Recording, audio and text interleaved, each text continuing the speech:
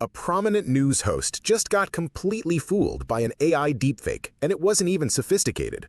When Chris Cuomo fell for fake AOC content that was clearly labeled as parody AI at the top, it exposed how unprepared our media is for the AI deception wave that's already here.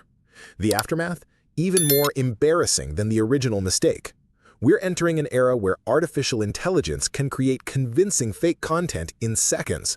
While AI promises revolutionary breakthroughs in medicine and technology, it's also creating a minefield of misinformation that's catching even experienced journalists off guard.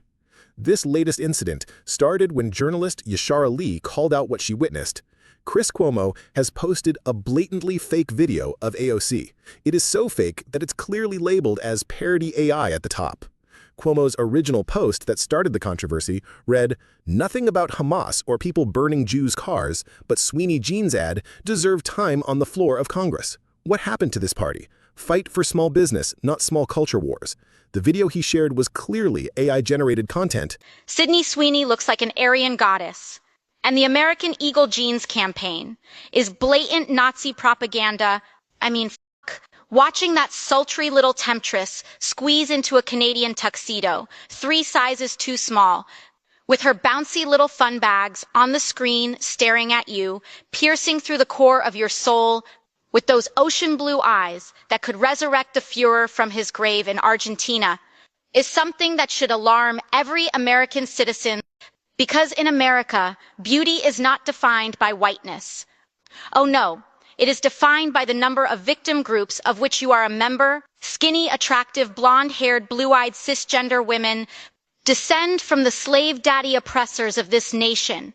And any man who cranks one out while thinking about a woman like this probably hates black people, probably hates gay people, and they certainly hate the diversity of our great nation. So I say, instead of simping for the Sydneys, we should be celebrating the Shaniquas. Instead of worshiping the hot, straight blonde, what about the obese alphabet, people with blue hair? They need love too. And to all the haters who say companies that go woke, go broke, I'd rather be poor than a f***ing Nazi. AOC's response was swift and direct. "This is a deepfake. Dude, please use your critical thinking skills." At this point, you're just reposting Facebook memes and calling it journalism. Instead of admitting the error, Cuomo doubled down. "You are correct, that was a deepfake, but it really does sound like you. Thank you for correcting. But now to the central claim. Show me you calling on Hamas to surrender or addressing the bombing of a car in St. Louis belonging to an IDF American soldier." Dude. AOC's final response perfectly captured the absurdity. "I'm going to assume you were trying to reply to me and burp this tweet into the ether. Instead, you seem to struggle with knowing how to write an apology. And do you need help? Maybe you should call someone." Then Cuomo attempted damage control on his show. You're listening? I was wrong. I was tweeting today and saw a clip of AOC saying that Sydney Sweeney ad was racist. And so I replied to it and I said, why do you care about this and ignore what matters most? Why, in all the times that you've called on Israel to stop, why have you never told Hamas to stop, told Hamas to surrender? Why would you ignore the St. Louis attack on that Jewish guy who had his car bombed? AOC tweeted back and said, "Dude, that's a deep fake, that Sydney Sweeney ad. You suck," in so many words. And she was right. They got me. AI. It was really good, and it did seem like something she would say, but it wasn't her.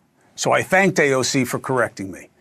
But I then reminded her, she ignored the part of the tweet that mattered, okay? Not Sweeney, which really should have never been a thing, let's be honest. Why did AOC, the most popular Democrat in the country, powerful, reportedly ignore what I asked about calling on Hamas to surrender to end the war they started? She has never said that I could find. Think about that. She also ignored my question about saying nothing about the American IDF soldier who returned home only to have his car firebombed in America by anti-Semites. Why? Why wouldn't you say anything about that? She was also silent on the New York Times posting a picture of a Gazan boy with cerebral palsy and making him the face of starvation in Gaza. AOC matters. I'm not picking on her. She's powerful. Okay? Her voice is loud and resonates, and she has a major following. She is a money-making machine for the Democratic Party, or whatever they are now. She is a current and future leader for that party, such as it is. She should lead on what matters. People listen. And I'm not even talking about her actual job, which is legislation, okay? My criticism of her being more about talk than walk is objective, okay? Her record of legislative achievement is almost none. It's as sparse as her criticism for the people who massacred Jews on October 7th. Yeah, she said it was wrong. Not all the time, not as much as she says anything else. She seems to do the minimum, just like she does legislatively. In the last Congress, AOC introduced, guess how many bills? Right? The big shot. One. Okay? One that got to a floor vote. Passed in the House. Didn't get enacted into law. Find a big achievement in her several terms. You won't. Green New Deal was like the most ambitious thing she did, and it was a dead on arrival. So if you're going to be more walk than talk, great. If you're going to be more talk than walk, you got to talk the right talk and speak not only to what helps you raise money and to raise people in a populist way on the left, but raises the spirits of the people in this country who want leaders who know right from wrong. We'll be right back. This incident reveals everything wrong with modern media literacy. When journalists can't distinguish clearly labeled AI parody from real content, we're facing a credibility crisis that threatens democratic discourse itself. The lesson isn't just about technology, it's about intellectual honesty. When we make mistakes in this new AI landscape, doubling down and deflecting only makes it worse. Media professionals must model the critical thinking they ask of their audiences. Subscribe for more breakdowns of how AI is reshaping political discourse. Hit the notification bell to stay ahead of the deepfake revolution. Comment below, how should media handle AI-generated content?